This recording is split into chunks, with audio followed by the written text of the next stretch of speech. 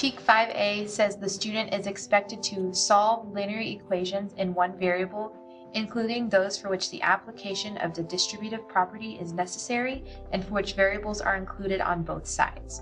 So what a question from this TEK might look like is the following. Students are going to be presented with an equation and asked to solve it or identify the unknown, what equation or what number would make the equation true. To do such a thing, all they would need to do is distribute the numbers in front of the parentheses. So 2/3 times 3x is 2x. And 2/3 times 9 is 6. On both sides, they would need to do this since that is the rules of distribution. -2 times 2x is -4x. -2 times +6 is -12. There's step 1 with taking care of distribution. Students are then asked to organize this information so that we have isolated the variable x. To do so, we're going to move the 4x from the right side of the equation to the left side of the equation. The way we do that is by inverse operations. This is solid algebra work. This would be crossed out on this side because those are inverse of each other. They undo each other.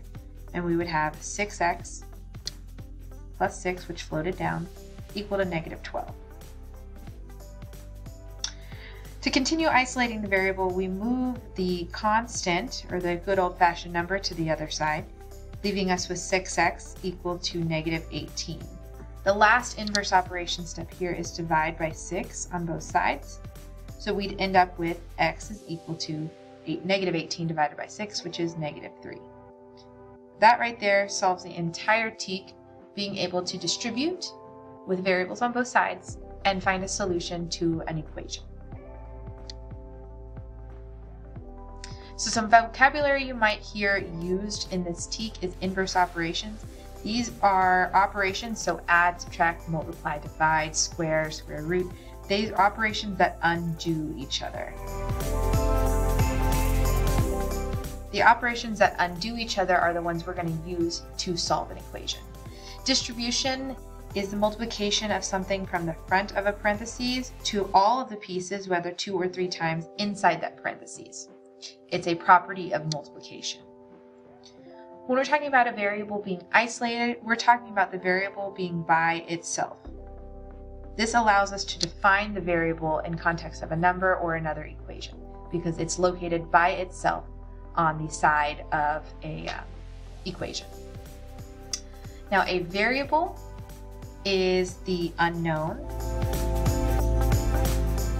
So whatever we don't know, we call a variable. It's also usually the letter. The letter we're going to call a variable. Coefficient is another term you might hear in this context, and a coefficient is talking about the big number in front of a letter, and it's a multiple of that number. So there is essentially a multiplication sign in between the large coefficient and the variable. 3 right here, this would be the coefficient. It's multiplying x times 3. Just a quick practice with inverse operations so you can understand the difference. Inverse operations are the opposite. We have to know that the opposite of addition in x plus 5 equals 2 is going to be subtraction. So to solve this, to get the x isolated, I would have to do the inverse operation on both sides, leaving me with an x on one side and a 2 minus 5 on the other side, which is -3. The opposite, again, of subtraction in x minus 4 equals 3 is going to be adding 4. It's the opposite. We end up with x equal to 7. Now, earlier I wrote down 3x, and because we're talking here about 3x again, we're saying that this 3x is really 3 times x. 3 times x. So to undo multiplication, the opposite of that is division. We would divide both sides by 3, using fractions for division. And we isolate the x again. 9 divided by 3 is 3. Same way you're looking at this, the opposite of division, or the opposite of a fraction, is going to be multiplication. So instead of dividing by 2 on both sides, we're going to do the opposite, which is multiplying by 2.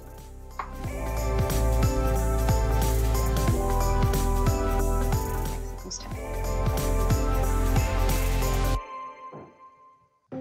Now, distribution is very important. It's going to come in handy in all of your levels of math.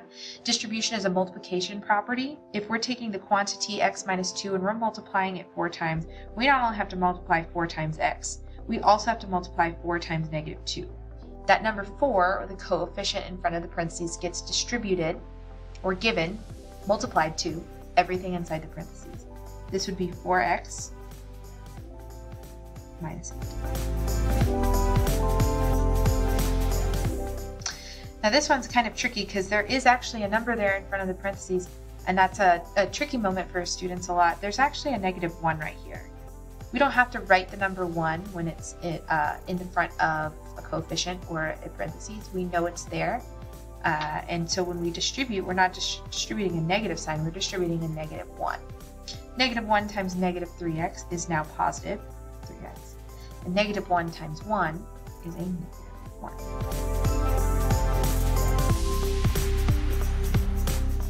So we look at this example question. This is taken from one of the STAR tests, and it's going to ask what value of n makes the equation true. Now we look, there's a lot of things going on here. We can identify immediately that our variable is n, because that's the letter, that's the unknown.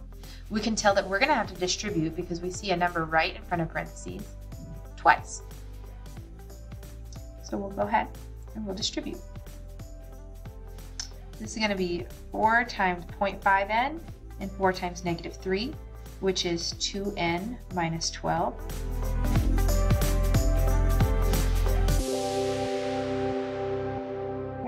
Then we have negative 0.25 times 12 and negative 0.25 times negative n. Negative 0.25 times 12 is a negative 3, and negative 0.25 times negative 8n is a positive 4. Nope, positive 2n. And we start doing the same skills that we looked at the very beginning. Inverse operations to rearrange the equation so that all of the n's are on the same side and then the n's are isolated. I'm going to go ahead and combine these two together because they're on the same side. We have an n and a 2n. So on that right side, I really can combine that to 3n. And our equation immediately looks more simple. We start moving the parts of the equation around with inverse operations until we have all of the n's on the same side. Now we have to isolate the n itself. The inverse of subtracting 12 would be to add 12.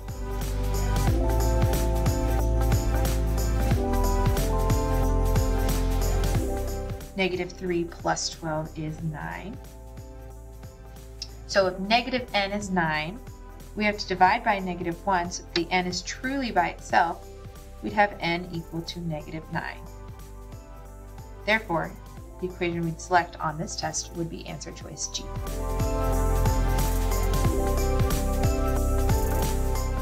Now, this is an important note. This skill of 5A, which is solving equations, is one of the most important skills you need for heading up to higher level math classes. This is what most people would consider true algebraic equation solving. This is a fundamental part of this class that definitely needs to be mastered before we move on.